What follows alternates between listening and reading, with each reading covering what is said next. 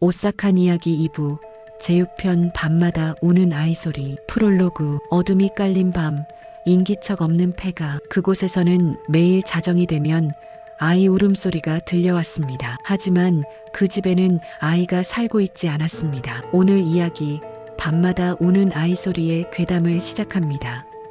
제1장 이상한 소리. 작은 시골 마을 외곽에 오래된 집이 있었습니다. 사람들은 그 집을 저주받은 폐가라 불렀습니다. 이유는 단 하나. 매일 밤 그 집에서 아이의 울음소리가 들리기 때문이었습니다. 흑, 엄마 무서워. 흑흑. 주민들은 처음엔 집안에 떠돌이 아이가 숨어 사는 줄 알았습니다. 그러나 아무리 수색해도 아이는 없었습니다. 게다가 울음소리는 언제나 정확히 자정에만 들려왔습니다. 제2장 끊이지 않는 소문. 시간이 지날수록 소문은 더 흉흉해졌습니다. 어떤 이는 아이 울음소리를 따라간 뒤 사라졌다고 말했습니다. 또 어떤 이는 밤에 그 집 앞을 지나면 울음소리가 점점 가까워져 귀 옆에서 들린다고 증언했습니다. 마을 사람들은 결국 그 집 근처를 지나가지 않기로 했습니다. 그러나 호기심 많은 대학생 몇 명이 카메라를 들고 탐험에 나섰습니다. 그들은 집 안에서 분명히 아이 울음을 녹음했습니다. 그런데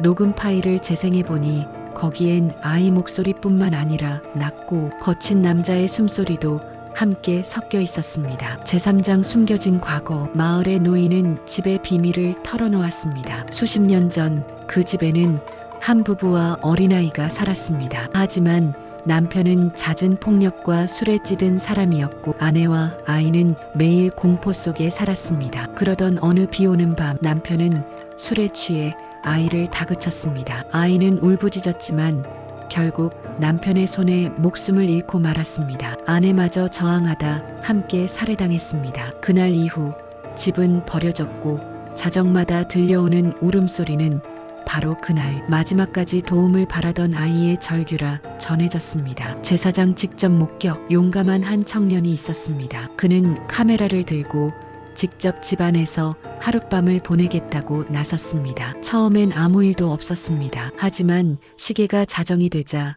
방 안가득 울음소리가 차올랐습니다. 엄마, 엄마. 청년은 떨리는 손으로 카메라를 비추었습니다. 그 순간 카메라 렌즈에 작은 아이의 그림자가 스쳐 지나갔습니다. 그리고 바로 뒤에서 얼굴이 일그러진 남자가 아이를 끌어내리는 모습이 비쳤습니다. 청년은 비명을 지르며 뛰쳐나왔지만 그날 이후 그는 정신을 잃고 병원에 실려갔습니다. 그의 카메라에는 끝없이 이어지는 아이의 울음만이 녹음되어 있었습니다. 제5장 끝나지 않는 울음. 시간이 지나도 집은 여전히 자정마다 울음소리를 토해냈습니다. 심지어 집이 철거된 뒤에도 그 자리에만 서면 똑같은 아이 울음이 들렸다고 합니다. 전문가들은 전자파나 환청이라고 설명했지만 마을 사람들은 알았습니다. 그건 억울하게 죽은 아이의 원혼이 여전히 세상에 머물러 있다는 것을. 혹시라도 당신이 깊은 밤 낯선 아이 울음을 듣는다면 제발